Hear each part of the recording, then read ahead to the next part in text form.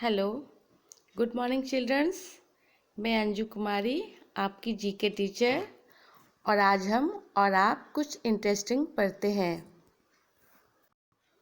और सीखते हैं। जैसा कि आपको पता है, हमारे आसपास कई सारी चीज़ होती हैं। हम उन्हें देखते हैं, मगर क्या कभी हमने उनके बारे में जानने की कोशिश की है? ये है आपकी जीके की बुक। आप भी साथ में अपने जीके की बुक अपने साथ ले लें और साथ में इसको ओपन करेंगे। तो आज हम जीके में कुछ ऐसी चीज़ों के बारे में पढ़ेंगे और बातें करेंगे। हमारा आज का लेसन है nature and life, unit 1, page number 5 निकाले। और हमारा पहला टॉपिक है एनिमल्स पार्टनर, मतलब जानवरों का साथी। यहाँ पे देखिए, animals have a relationship with each other. तो यहाँ पर जैसा कि आपको पता है कि हर किसी को साथी की ज़रूरत होती है, वैसे ही जानवरों के भी साथी होते हैं, चाहे वह उनकी रक्षा करते हैं या फिर उनके भोजन की आवश्यकता पूरी करते हैं। तो आइए चलिए देखते हैं कौन कौन से एनिमल्स हैं। तो फर्स्ट पिक्चर में क्या है? क्रोकोडाइल्स। क्रोकोडाइल्स मतलब मगरमच्छ के साथी एक चिड़िया होती है जिसे हम प्लोवर्म्स और वाटर डिकोस होते हैं। ये मगरमच्छ के शरीर पर बैठकर उनके ऊपर जो कीड़े होते हैं उनको ये खाते हैं। मगरमच्छ के ऊपर जो कीड़े होते हैं उनको ये खा जाते हैं। अब सेकंड है राइनोसेरोसिस, मतलब गेंडा। इनके ऊपर ऑक्सपेकस बैठते हैं और कीड़ों को खा जाते हैं। ओके, नेक्स्ट क्या है? अब नेक्स्ट क्या है? हनी बैजर और पक्षी। हनी गाइड्स एक दूसरे की कंपनी ज्वाइन करते हैं। इसी तरह से काफ़ी सारे एग्जाम्पल हैं जिससे ये पता चलता है काफ़ी सारे जानवर एक दूसरे के ऊपर निर्भर रहते हैं। फिर यहाँ पर नेक्स्ट पेज ओपन कीजिए। Water cycle. वाटर साइकिल आप तो स्टैंडर्ड 3 में भी पढ़े थे, तो सेम प्रोसेस है यहाँ पर। तो आइए मैं आपको बताती हूँ वाटर साइकिल क्या है।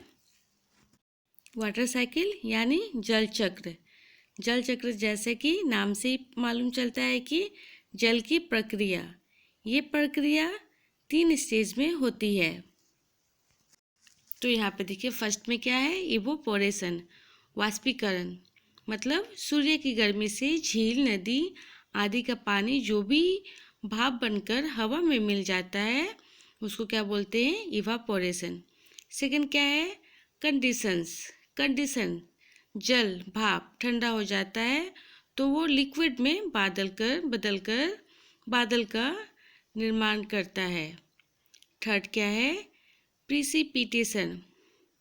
इसका रिजल्ट ये होता है, जब बादल बनता है तो वो भारी हो जाता है और पानी की बूंदों के साथ धरती पर पड़ते बारिश के रूप में यूज होता है। तो बारिश कैसे होती है पता चल गया आपको।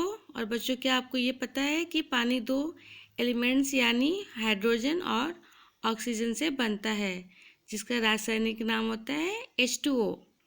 और अर्थ का 70% भाग क्या होता है? हमारे पानी का। तो ये चैप्टर क्लियर है। अब नेक्स्ट पेज करें, पेज नंबर नेक्स्ट। अब नेक्स्ट पेज में देखिए, interesting facts about us.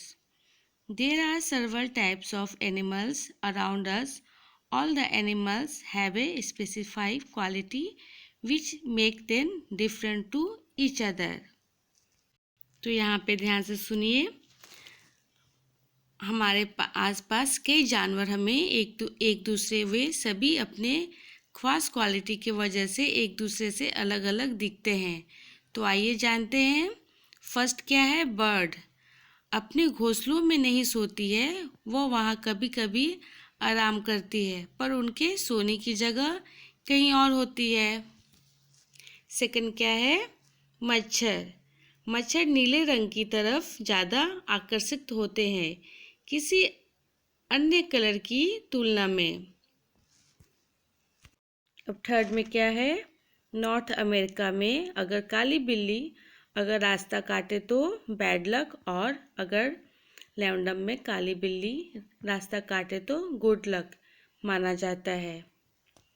Fourth क्या है, पोलर बियर 20 माइल्स की दूरी से अपना शिकार को स्मेल कर सकता है ये। फिफ्थ में क्या है, डॉल्फिन एक मछली नहीं है ये, यह एक मैमल्स है जो बच्चे देती है।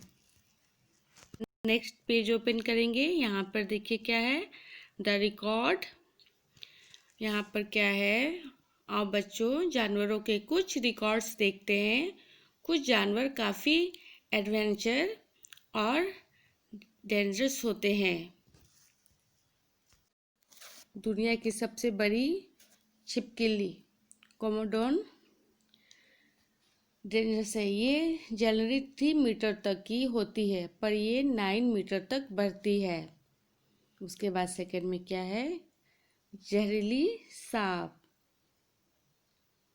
मरीन कोबरा होता है। यहाँ नेक्स्ट देखिए, सबसे लंबा पक्षी कौन सा होता है, ऑस्ट्रिच।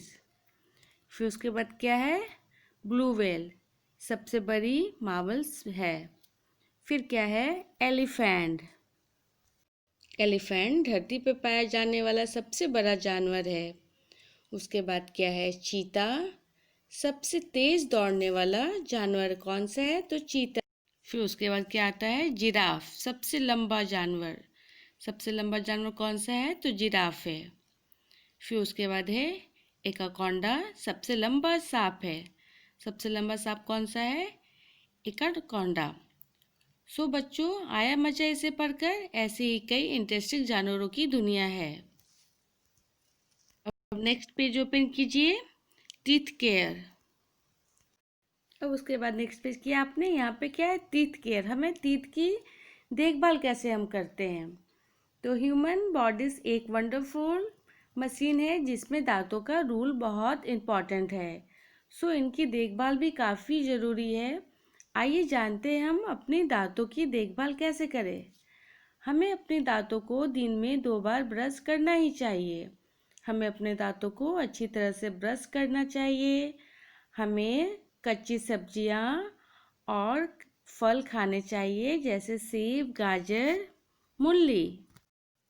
और हमें चॉकलेट और मिठाई कम खानी चाहिए। इससे खाने से क्या होती है, हमारे दांतें खराब हो जाती है। और हमें देखभाल के लिए क्या करना चाहिए, हमें डेंटिस्ट के पास 6 महीने में एक ही बार जाना चाहिए। सो बच्चों छोटी छोटी सी सावधानियों से हमें अपने दांतों की सुरक्षा कर सकते हैं। सो आप लोग भी 2 टाइम्स ब्रश किया कीजिए, मॉर्निंग में और सोने से पहले नाइट में। अब नेक्स्ट पेज ओपन करेंगे।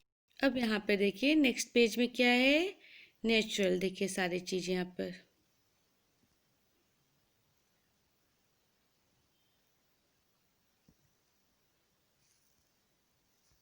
तो यहाँ पे देखिए क्या बता रहे हैं, प्राकृति। नेचुरल मतलब क्या होता है, प्राकृति आपदा। प्राकृति आपदा यानी कि नेचुरल अचानक से आती है और काफ़ी सारी तबाही मचाती है। आइए जानते हैं कुछ ऐसी ही प्राकृतिक आपदाओं के बारे में।